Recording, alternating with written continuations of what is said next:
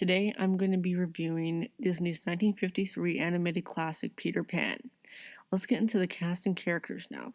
First of all, the legendary Bobby Driscoll portrays Peter Pan. Wendy Darling is portrayed by the brilliant Catherine Beaumont, and both Captain Hook and George Darling are voiced by the amazing Hans Conried.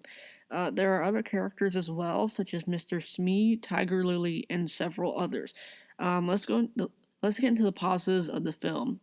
They would be how Disney animators caught the true nature of childhood in every person on screen, demonstrating how often it can be tough for certain people to leave their childhood behind and start growing up too quickly instead of holding their childhood and cherished memories in their hearts forever.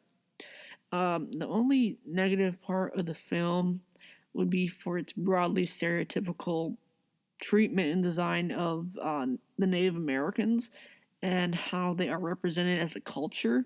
In an interview years later, after production, one of the supervising animators said, and I quote, "I'm not sure we would have done the Indians if we were making this movie now. And if we had, we wouldn't do them the way we did back then." So, on that point, just to expand it a little bit, that at the time of production, it was okay to use stereotypes of another culture and turn it into this cartoony, kind of goofy satire that was, in the 50s, totally appropriate for them to do. But nowadays, it's not. But I'd say that that watching this film is more of a a learning moment where kids of this generation can look back and say, what they did wasn't cool, it wasn't right, but at the time it was considered okay to say and do what they did. So one strong performance that really stood out was when Peter Pan was looking for Tinkerbell under the ruins of their secret hiding place and asking if she's okay when he's trying to save her and reminding her that she means more to him than anything else in the world. That scene was very touching, and it was one of those moments where you felt like, oh no, is Tinkerbell gonna live? Is she gonna die? And you're just rooting for her so much, and eventually she does end up living, which is very good. And there are other versions of this film, including a continuation or a sequel called Return to Neverland. And that film is alright to watch, but it doesn't hold a candle to the original 1953 animated version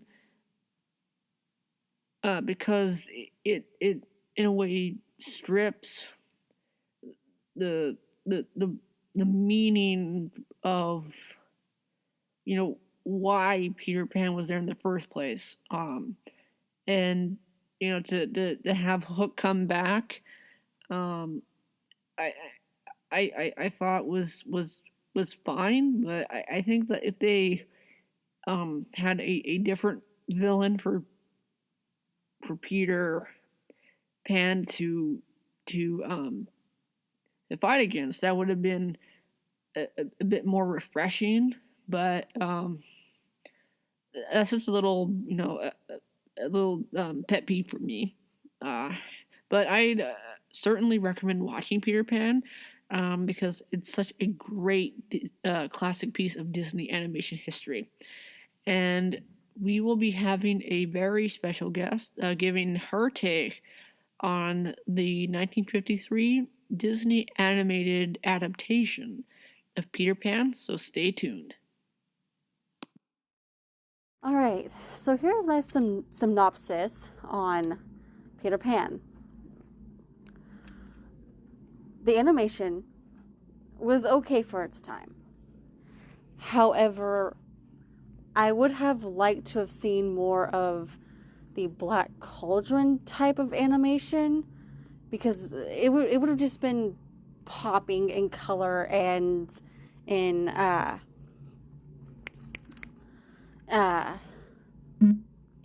everything else. Well, that had to do with that.